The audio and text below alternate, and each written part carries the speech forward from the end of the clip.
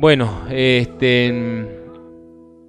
¿por qué hacemos esto de juntarnos en este lugar a sabiendas de que tenemos prohibiciones por parte de las autoridades gubernamentales de que esto no puede hacerse? ¿Sí? ¿Qué nos mueve o qué nos impulsa a poder estar hoy aquí?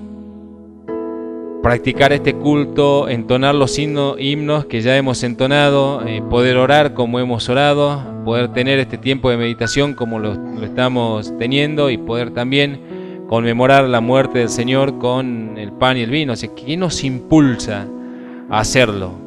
¿Por qué no acatar los decretos nacionales y quedarnos en casa? Y estar tranquilos en casa, orar en casa, cantar en casa. ¿Por qué? ¿Qué nos trae?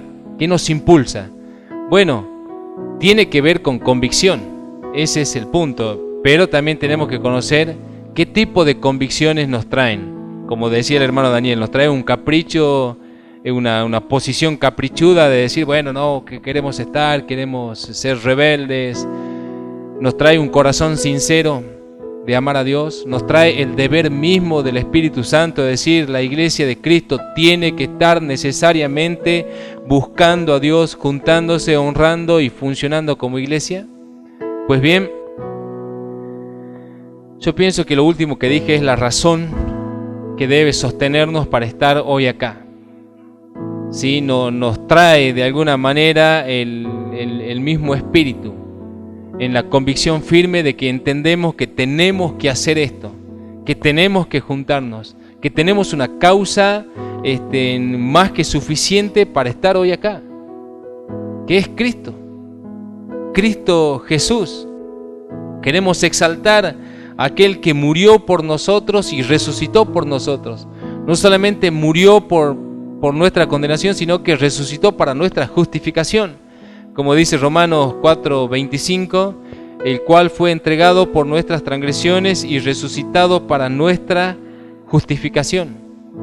Nos juntamos porque Él no se avergonzó de nosotros, sino que se identificó con nuestros pecados y nos llamó también hermanos, parte de su familia.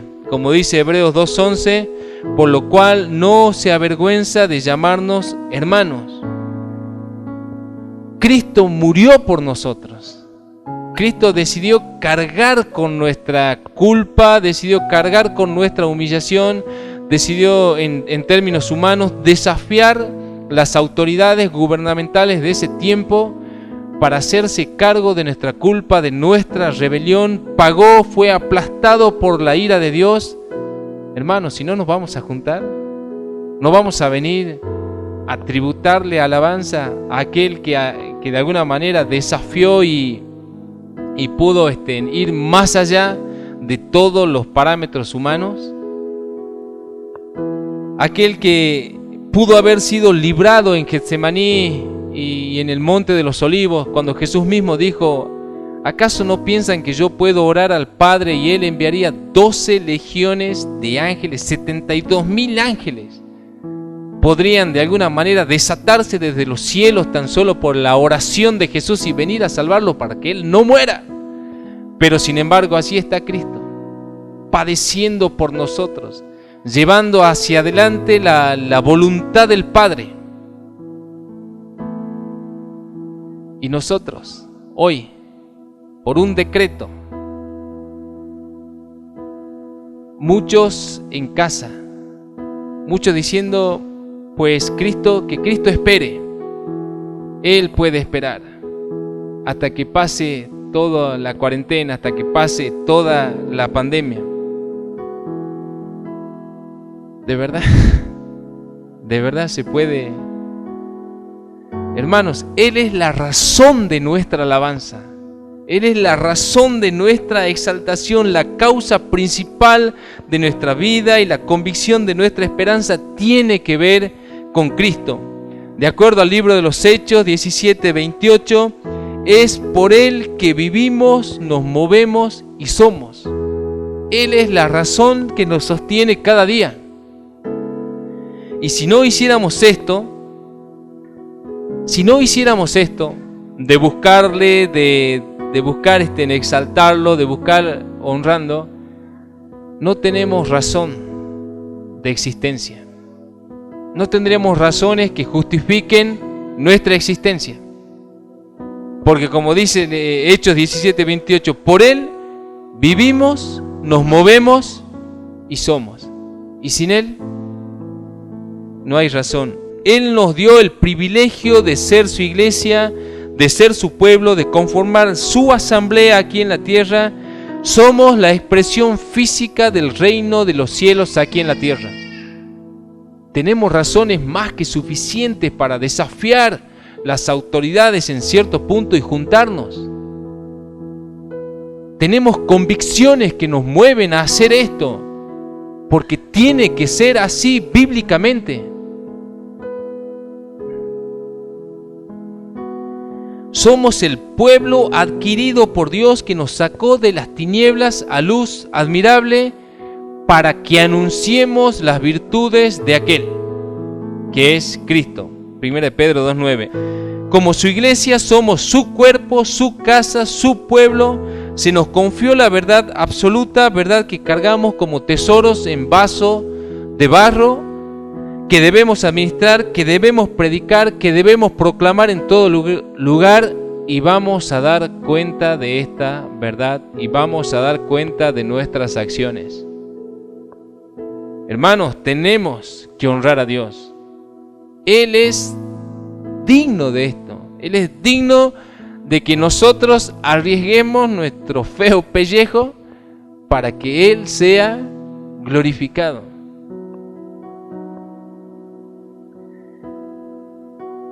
Tan solo por misericordia, Dios nos constituyó sus hijos, nos llamó a ser parte de la familia real, conformó su asamblea de santos en la tierra y nos convocó a nosotros para que seamos su pueblo, su linaje, su nación santa. ¿Y eso es poco para nosotros? ¿Eso es poco para ti? Y si alguien dijera, sí, eso es poco, pero ¿quién te ha creído que eres tú? Eres llamado a estar delante de Cristo. Somos llamados a arriesgar un poco de lo que somos para honrar. Entonces tenemos una sublime causa que nos convoca a estar juntos hoy aquí. Razones suficientes que nos invitan a estar hoy delante de Cristo, más allá de cualquier decreto, restricción o normativa. Pero, ¿qué tan convencidos estamos de esto? ¿Qué tan convencidos estamos de que esto tiene que ser así? Podemos razonarlo bíblicamente y decir, bueno, está bien, parece noble. ¿Pero estamos convencidos? Miren, afuera hay un debate dentro de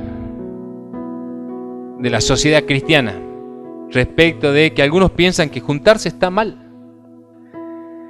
que no hay necesidad de correr este riesgo, que las iglesias deben someterse a las autoridades como mandan las Escrituras.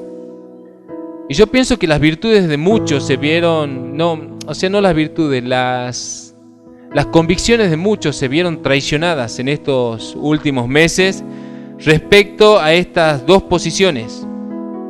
¿Qué debemos hacer como iglesia? ¿Quedarnos en casa, obedecer los decretos? Porque así lo manda la Biblia, así lo escribe Romanos capítulo 13, así lo escribe la carta del apóstol Pablo. ¿O debemos desafiar estos decretos nacionales, estos DNU, y honrar a Cristo, corriendo todos los riesgos, tanto legales como sanitarios, no sé? Cuando se nos pregunta, ¿ustedes no se someten a la Biblia en Romanos capítulo 13? Y yo se los leo. Romanos capítulo 13, versículo 1. sométase toda persona a las autoridades superiores, porque no hay autoridad sino de parte de Dios, y las que hay por Dios han sido establecidas, de modo que quien se opone a la autoridad, a lo establecido por Dios resiste, y los que resisten acarrean condenación para sí mismos, porque los magistrados no están para infundir temor al que hace el bien, sino al malo. ¿Quieres, pues, no temer la autoridad? Haz lo bueno, y tendrás alabanza de ella, porque es servidor de Dios para tu bien. Pero si haces lo malo, teme, porque no en vano lleva la espada, pues es servidor de Dios, vengador para castigar al que hace lo malo, por lo cual es necesario estarles sujetos, no solamente por razón del castigo, sino también por causa de la conciencia. Pues por esto pagáis también los tributos, porque son servidores de Dios que atienden continuamente a esto mismo. ¿Sí? Y cualquiera diría, ¿lo ves? La Biblia nos manda a someternos y sujetarnos a las autoridades. Y lo que nosotros hacemos como iglesia está mal, porque estamos desobedeciendo lo que está escrito. Sin embargo, si alguien nos preguntaran, ¿ustedes no hacen caso a este pasaje bíblico de Romanos capítulo 13? La respuesta es sí, hacemos caso. Y honramos este pasaje bíblico tremendamente. Nunca nos hemos rebelado contra las autoridades. Hemos cumplido todas las leyes morales y civiles de este país. No le hemos robado a nadie, no hemos agraviado a nadie, no hemos engañado a nadie. No tenemos antecedentes policiales por haber transgredido la ley o desacatado a las autoridades. Todo este tiempo hemos vivido honestamente, pagando todos los impuestos sin ofrecer resistencia a las autoridades, incluso cuando ellos mismos nos aumentaban los impuestos. De todas maneras, hemos honrado a las autoridades de esta provincia, la hemos honrado con nuestra conducta, lo hemos honrado con nuestra obediencia, pero ahora con lo que está pasando es distinto. Es distinto porque somos una comunidad que no debe someterse a los designios y deseos de un grupo de personas que no tienen bien en claro qué tenemos que hacer. Y que de alguna manera lo que están haciendo es dictar resoluciones injustas. Es lo que bíblicamente se llama prevaricación. ¿Por qué? Porque están avasallando con nuestros derechos constitucionales de poder juntarnos libremente, practicar el culto en todo el territorio argentino, y están avasallando contra nuestro derecho de libertad. O sea que aquí estamos en una posición diferente. ¿Sí? De acuerdo a Romanos 13, nosotros hemos honrado a las autoridades. Si alguien tuviera que tomarnos y decir, bueno, vamos a ver tus antecedentes, estamos limpios. No hay desacato, no hay transgresión, no hay robo. Hemos vivido conforme al marco de la ley. Pero hoy es un caso distinto, porque estamos parados frente a un grupo de personas que no tiene claro qué exactamente tiene que hacer y están dictando resoluciones injustas, y nosotros como iglesia y como ciudadanos no podemos simplemente ser avasallados por los designios y decretos de personas. Entonces, no hemos desobedecido a nadie, que no nos quepa duda de eso. Antes, por el contrario, son los funcionarios de turno los que están avasallando nuestros derechos. Son ellos los que están desobedeciendo al mismo marco legal que nos protege. Y esto tenemos que entenderlo así, hermanos. Está claro aquí en Romanos capítulo 13 que Pablo no está hablando de obediencia absoluta a las autoridades, sino de sujeción. Que vivamos en el marco legal y que usemos el marco legal siempre y cuando no se oponga a la voluntad de Dios. Entendiendo que en el momento en que esto se cruza, el marco legal con la voluntad de Dios, entonces está claro a quién tenemos que someternos, desobedecer a los hombres para obedecer a Dios. Si el mandamiento se tratase de obedecer al deseo de las autoridades, al deseo de los magistrados, en tal caso Jesús es el ejemplo de lo que no hay que hacer. Los apóstoles son el ejemplo de lo que no hay que hacer. ¿sí? Y habría cierta contradicción en el espíritu que por un lado nos dice una cosa, pero vemos a Jesús hacer otra, vemos a Pablo hacer otra, vemos a Pedro hacer otra. Entonces, ¿quién está malinterpretando el texto? Los hombres. Los cristianos modernos. Justamente el Señor Jesús y los apóstoles fueron considerados enemigos del Estado por causa de profesar su fe con toda fidelidad en Dios. Esta es la razón por la que lo persiguieron, esta es la razón por la que lo mataron. ¿Y cómo debemos interpretar lo que Pedro nos escribe también en Primera de Pedro, capítulo 2, versículos 13 al 17? Pedro escribe: por causa del Señor, someteos a toda institución humana, ya sea al rey como superior y a los gobernantes, como por él enviados para castigo de los malhechores y alabanza de los que hacen bien, porque esta es la voluntad de Dios, que haciendo bien hagáis callar la ignorancia de los hombres insensatos, como libres, pero no como tienen la libertad como pretexto para hacer lo malo, sino como siervos de Dios. Honrad a todos, amad a los hermanos, temed a Dios, honrad al rey. Eso escribe Pedro en su primera carta a la iglesia. Pero también vemos a Pedro frente a las autoridades de la nación judía que le habían prohibido que predicase las doctrinas de Cristo. Y vemos al mismo Pedro que está diciendo: sométanse a toda institución humana. Decirle en Hechos 5:29, Pedro le dijo a las autoridades: es necesario obedecer a Dios antes que a los hombres. Y en Hechos 4:18, y llamándoles le intimaron que en ninguna manera hablasen y enseñasen en el nombre de Jesús. Mas Pedro y Juan respondieron diciéndole: juzguen ustedes si es justo delante de Dios obedecer a ustedes o a Dios, porque no podemos dejar de decir lo que hemos visto y oído. Sí, entonces cuando alguien trae el pasaje de Pedro y dicen: ¿ves? Aquí Pedro está diciendo que nosotros tenemos que sujetarnos a todo lo que diga el gobierno, a todo lo que diga el presidente. Pero entonces tenemos una contradicción en el espíritu.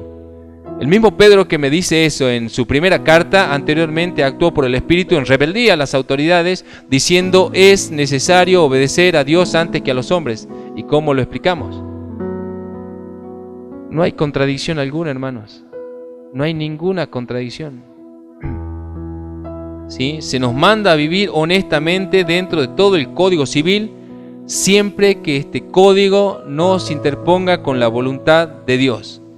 Porque también Pedro en la misma carta, en Primera de Pedro, pero un poco más adelante en el capítulo 3, el mismo Pedro que nos dice primeramente: sométanse por causa del Señor a toda institución humana, al rey como a superior y a los gobernantes como por él enviados. En el versículo 14 del capítulo 3, Pedro mismo dice: mas también si alguna cosa padecéis por causa de la justicia o por causa de vivir en obediencia a Dios, bienaventurados son.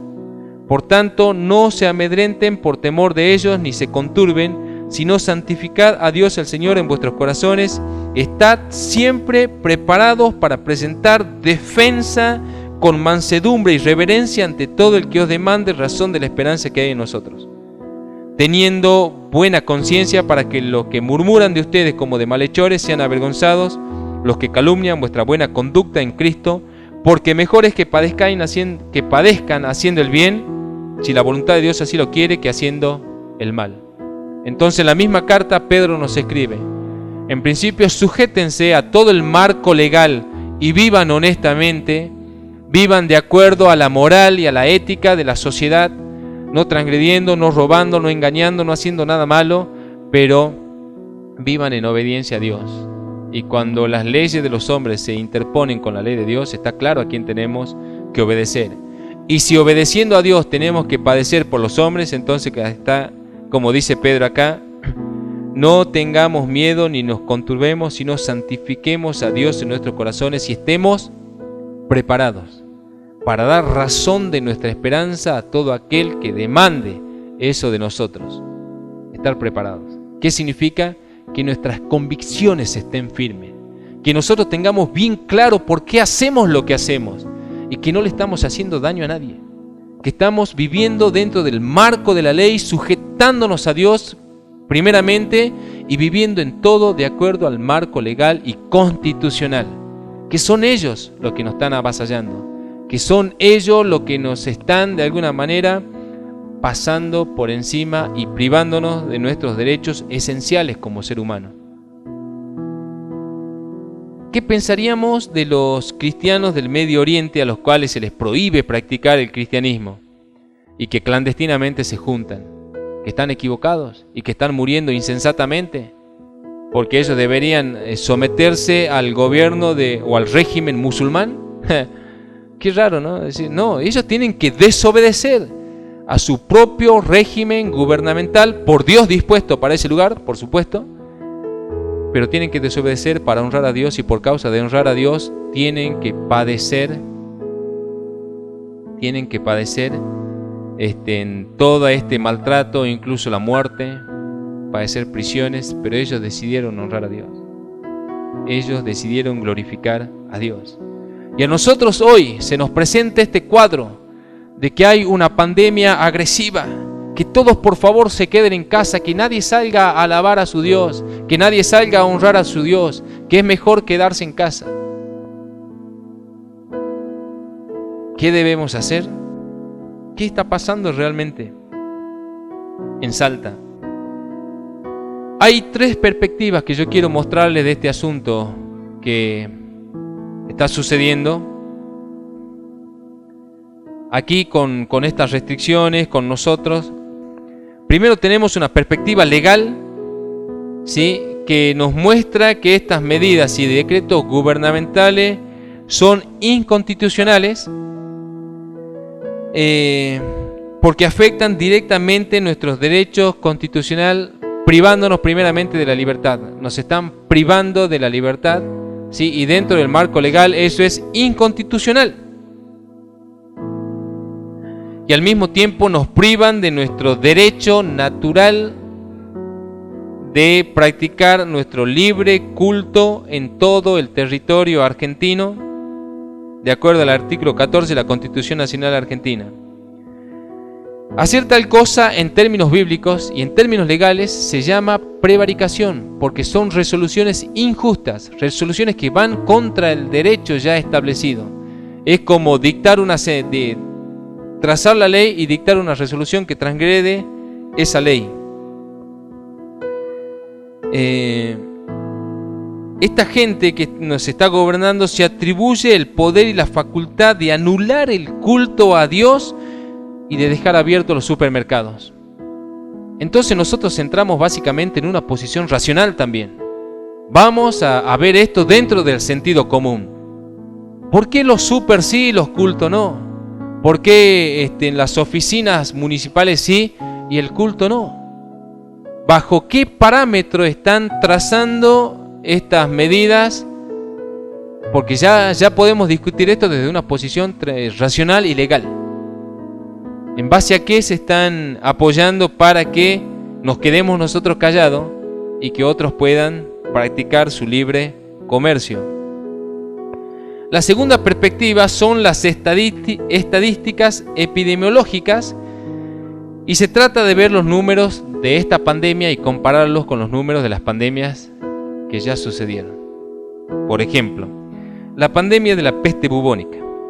Aunque bueno, las fuentes varían mucho entre sí, de todos modos, se estima que entre el 30 y el 60% de la población de Europa murió desde el comienzo del brote de la pandemia hasta el fin del siglo XIV. Aproximadamente 25 millones de muertos tuvieron lugar solamente en Europa y entre 40 y 60 millones en Asia y África. Muchísima gente murió por causa de esta pandemia. Algunas localidades fueron totalmente despobladas y pocos sobrevivientes huyeron y extendieron la enfermedad más lejos todavía. Fue la pandemia más agresiva, sin embargo, no fue la más letal de todas, porque después también está la viruela, que se calcula que mató cerca de 300 millones de personas en el mundo. La viruela. Después está el sarampión, que mató más de 200 millones de personas. La gripe española, que mató entre 50 y 100 millones de personas. El HIV, que mató a más de 25 millones de personas de todo el mundo. Y ahora nos quieren hacer creer que el coronavirus, que hasta aquí va matando menos de 1 millón de personas, es una pandemia altamente agresiva y por eso nos tenemos que quedar en casa. Hermanos, esto ya deja de ser racional. Están jugando con nosotros. La ciudad de Salta, Salta capital, cerca de 700.000 personas, ¿sí? Es la población de Salta capital. 218 personas murieron, en teoría, por coronavirus. Eso representa el 0,04%. Entonces, de repente, estamos frente a un virus que hasta aquí, ¿sí? Matando 15.000 personas en el territorio argentino, ni siquiera pudo equiparar el índice normal de lo que mate una neumonía en todos los años anteriores. 2018, 34.000 personas murieron por neumonía y gripe en Argentina. 2019, 33.000 y algo de personas murieron por neumonía y gripe en Argentina. Y de repente, hoy, este año, 2020, 15.000 personas murieron, muy por debajo incluso del índice normal de lo que es la tasa de mortalidad por esta cepa. Y nos tenemos que quedar en casa. Nos tenemos que privar de honrar a Dios. Hay algo que no está bien con todo este asunto. Y nuestra tercera perspectiva, y sin duda la más importante, es nuestra mirada bíblica, la cual nos muestra que congregarnos no es solamente un deber cristiano. Hermanos, esta es la voluntad de Dios. Dios quiere congregarnos en Él. Incluso por el Espíritu, el escritor de Hebreos dice, no dejando de congregarse, como algunos tienen por costumbre, sino juntándonos, y más cuando ves que aquel día se acerca. Hermanos, todas las cosas se cumplen acá. Estamos frente, por decir, a los últimos tiempos en lo que se pueda medir, comparado con los siglos anteriores. Hoy sí estamos quizás en las últimas décadas, y con más razón tenemos que juntarnos, con más razón tenemos que buscar a Dios, con más razón tenemos que congregarnos, y tenemos que de alguna manera arriesgarnos, desafiar, poner en riesgo nuestro pellejo, desafiar a las autoridades y decirles, juzguen ustedes si es justo obedecerles a ustedes o obedecerle a Dios. Hermanos, nos han estado engañando con una supuesta pandemia que hasta aquí probablemente hoy haya llegado al 1 millón de personas. Pero cuando incluso da el testimonio este predicador inglés, Charles Spurgeon, él estaba en medio de la peste bubónica, en la peste negra. Cuenta y están en los escritos que la iglesia siguió funcionando. La iglesia siguió abriendo sus puertas. Ellos siguieron trabajando, siguieron orando unos por otros. Y por cerca de 150 millones de personas muriendo, y hoy menos de 1 millón. En Salta, el 0,04%. Hermanos, el Cordero que murió en la cruz es digno de que nosotros estemos aquí, que honremos y busquemos alabar su nombre sin ningún temor. Y si afuera hubiera una pandemia realmente agresiva, igual deberíamos juntarnos. Si estaríamos muriendo el 30% de la población de Salta, el 30% de la población de Argentina, el 40% de la población mundial, igual nosotros deberíamos juntarnos. Pero ni siquiera eso está pasando y las puertas de las iglesias están cerradas.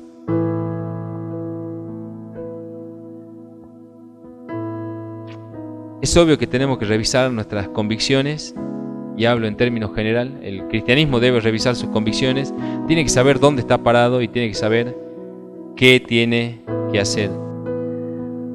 Para ir cerrando este mensaje, quiero mostrar el ejemplo inspirador del apóstol Pablo con su ministerio, algo que se los compartía en las reuniones de oración en la semana, y poder ver, o sea, nosotros vemos el ministerio del apóstol Pablo como uno de los ministerios más gloriosos y que honró verdaderamente al Señor Jesucristo. Y cuántos quisieran ser como Pablo en el poder, en la palabra, como él dice. Yo quizás Pablo dice, yo mi imagen y mi voz quizás sea despreciable, pero no lo soy en la palabra, dice Pablo,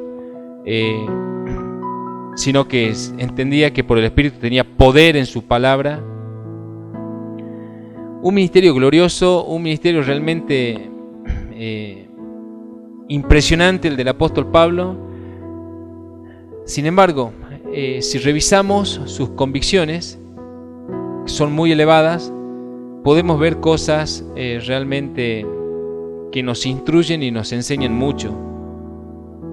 Se dice, hay quienes dicen que Pablo, cuando llegaba a una ciudad, no preguntaba cómo es el hospedaje, sino que preguntaba cómo es la cárcel. ¿Sí? Y dice que son registros que de alguna manera quedaron diciendo, sí, que él decía, a ver cómo es la cárcel acá. Es complicada, porque él sabía que por causa del ministerio de él iba a ir a parar a la cárcel, ya lo sabía. Y no tenía reparo en hacerlo. Es un hombre que sirvió a Dios con toda fidelidad. Un ministerio que pudo trascender a través de la historia, a través de los siglos. Una vida que no fue nada fácil, por supuesto. Y que al final de su carrera, hoy por hoy, hay algunos ministros de renombre que ya han fallecido. Han fallecido, pero pudieron fallecer en una cama, rodeado de sus personas, de sus seres queridos, que le abrigaban los pies, que le estaban haciendo cariño, mientras él estaba ya para partir. Y partieron así, partieron rodeados de los seres queridos, en compañía, gente que le daba calor, gente que le hablaba, gente que estaba orando al lado de él, y partían de esa manera. Sin embargo, Pablo está al final de su carrera, desde una cárcel fría en Roma, con sentencia de muerte, esperando subir dentro de muy poco tiempo, año 68, en meses, él va a subir al cadalso. Un hacha filosa va a brillar con el sol y va a quitar la cabeza de su cuerpo, va a separarlo. Él ya tiene sentencia de muerte, es el tiempo de Nerón. Pablo va a morir, él lo sabe. Pablo está solo, sus amigos lo han abandonado. Los que eran algunos compañeros de él, como Demas, lo han traicionado. Y él está allí en una cárcel, está preocupado por Timoteo y decide escribirle una carta, que es la última carta que va a escribir el apóstol. Y no hay otra carta más después de 2 de Timoteo. Cierra su vida ministerial con la segunda carta a Timoteo. Y a partir de 2 de Timoteo 4:6, él dice, porque yo ya estoy para ser sacrificado, año 68, probablemente pasaron 6 a 9 meses y a Pablo lo decapitan en Roma, justo en el cambio de emperador. Yo ya estoy para ser sacrificado, el tiempo de mi partida está cercano, he peleado la buena batalla, he acabado la carrera, he guardado la fe, por lo demás me está guardada la corona de justicia, la cual me dará el Señor juez justo en aquel día, y no solo a mí, sino también a todos los que aman su venida. Hay 3 cosas que ha hecho Pablo. Ha peleado la batalla como un valiente soldado. Dice, ha corrido la carrera como un auténtico atleta y ha guardado la fe, sí, ha custodiado la fe, ha sostenido la fe como un verdadero guardián. Su ministerio se ha completado. Aquello que había recibido de parte de Dios, aquello por lo cual Jesús lo volteó del caballo camino a Damasco, lo llamó por medio de Ananías y le dijo, tú vas a hacer esto puntualmente, te voy a vestir del Espíritu y del poder para que hagas esto. Lo hizo, lo cumplió, llegó al final de su carrera. Por causa de Cristo él está preso, por causa de Cristo él está solo, por no avergonzarse de Cristo él está padeciendo en una cárcel probablemente muy fría, porque él le manda a pedir en abrigo a Timoteo, le manda a pedir el capote, pero está cerrando su carrera. está cerrando su ministerio. El versículo 9 dice: procura venir pronto a verme, le dice a Timoteo, porque Demas me ha desamparado, amando este mundo, y se ha ido a Tesalónica. Crescente fue a Galacia y Tito a Dalmacia. Solo Lucas está conmigo. Toma a Marcos y tráele contigo, porque me es útil para el ministerio. A Tíquico lo envía a Éfeso. Trae cuando vengas el capote que dejé en Troas, en casa de Carpo, y los libros, mayormente los pergaminos. Wow. Alejandro el calderero me ha causado muchos males. El Señor le pague conforme a sus hechos. Guárdate tú también de él, pues en gran manera se ha opuesto a nuestras palabras.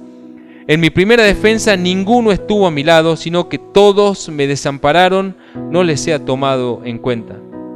Pero el Señor estuvo a mi lado y me dio fuerzas para que por mí fuese cumplida la predicación y que todos los gentiles oyesen.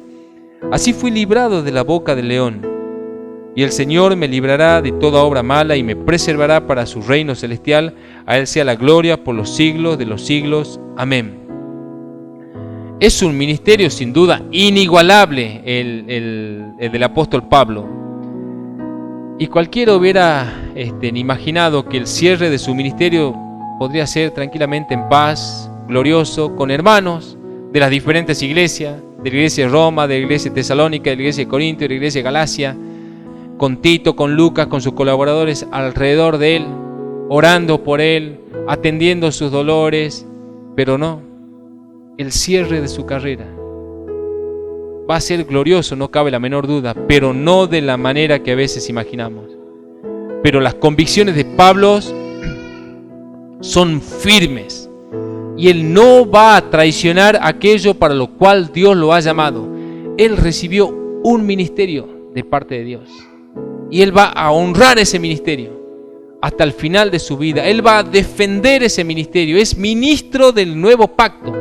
Él sabe que carga con una verdad absoluta que debe guardar y debe profesar y debe predicar y proclamar en todo lugar, y no se va a dar por rendido, y por causa de eso le cortaron la cabeza. Las autoridades no resistieron su mensaje, pero él fue hasta el final. Hermanos, estos son hombres de convicción, estos son hombres valientes. Y Pablo dice: sed imitadores de mí, así como yo de Cristo. Estando allí en esa cárcel, le escribe a Timoteo, porque de alguna manera Timoteo está acobardado por todo lo que está pasando con Nerón y con los cristianos. Y en el capítulo 1 de Timoteo, versículo 6, por lo cual te aconsejo, Timoteo, que avives el fuego del don que está en ti por la imposición de mis manos, porque no nos ha dado Dios espíritu de cobardía, sino de poder, de amor, de dominio propio. Por tanto, no te avergüences de dar testimonio de nuestro Señor, ni de mí, preso suyo, sino participa de las aflicciones por el Evangelio según el poder de Dios. Y en el 4.1, te encarezco delante de Dios y del Señor Jesús, el Cristo, que juzgará a los vivos y a los muertos en su manifestación y en su reino, que prediques la palabra, que instes a tiempo y fuera de tiempo, redarguye, reprende, exhorta con toda paciencia y doctrina. Y bueno, ¿cuáles son nuestras convicciones? Yo diría que tienen que ser las mismas. ¿En qué sentido? Hermanos, nosotros no somos dignos de nada, pero por la misericordia de Dios, tan solo por su misericordia hemos recibido el ministerio de ser su iglesia en Salta. Tan solo por su misericordia. Él no tenía que darnos nada, pero por causa de su amor nos ha dado un ministerio. Ese ministerio tiene que ver primeramente a nivel grupal con ser su iglesia y funcionar como tal, y en términos prácticos con defender el ministerio que nos identifica hoy en Salta como su iglesia, y honrar ese ministerio. Tenemos un ministerio de parte de Dios que tenemos que defender, honrar con todas las convicciones, porque algún día también vamos a estar delante de Cristo y nuestras convicciones van a ser revisadas. Y si nosotros decidiéramos no estar hoy aquí, estar en casa por miedo al coronavirus y por no desobedecer a Gustavo Sáenz, ¿qué le diríamos al Señor? Mira, Señor, tú dijiste que teníamos que someternos. Pero es obvio que las Escrituras nos dicen otra cosa, la vida de Pablo nos dice otra cosa, la vida de Pedro nos dice otra cosa y principalmente la vida de Jesús nos dice otra cosa. Nosotros vivimos y existimos solamente para la gloria de Cristo. Fuimos formados para Él, fuimos formados para su iglesia, para su gloria, fuimos formados como su iglesia para funcionar, ser luz. Pues bien, hermanos, tenemos que tener firmes nuestras convicciones para estar acá, y si vamos a estar, tener que estar con toda valentía, tener que estar con todo denuedo, tener que estar pensando que si tenemos que correr riesgos, hay que correrlos, porque el Cordero que fue inmolado en la cruz del Calvario sencillamente es digno de que nosotros atravesemos estas cosas, pero tenemos que estar aquí para darle honra. Tenemos que juntarnos para glorificarlo. Somos iglesia bíblica, independiente en Salta. Es lo que recibimos del Señor Jesús. Y tenemos que serlo en medio de esta situación. Tenemos que serlo a pesar de los decretos que nos prohíben juntarnos. ¿Sí? Cierro con 2 versículos. 2 de Timoteo 3:12. Y también todos los que quieren vivir piadosamente, y nosotros decimos amén, queremos vivir piadosamente para el Señor. Pues bien, todos los que quieren vivir piadosamente en Cristo Jesús padecerán persecución. Y finalmente, 2 de Timoteo 2:3, hermanos, aliéntese con estas palabras. Tú, pues, sufre penalidades como buen soldado de Jesucristo. Que el Señor Jesús nos bendiga, que el Señor Jesús nos dé convicciones, que el Señor Jesús haga arder nuestro corazón y que por sobre todo, hermanos, en este tiempo, que el Señor Jesús sea glorificado en nuestras débiles vidas. Que el Señor nos ayude, la paz del Señor.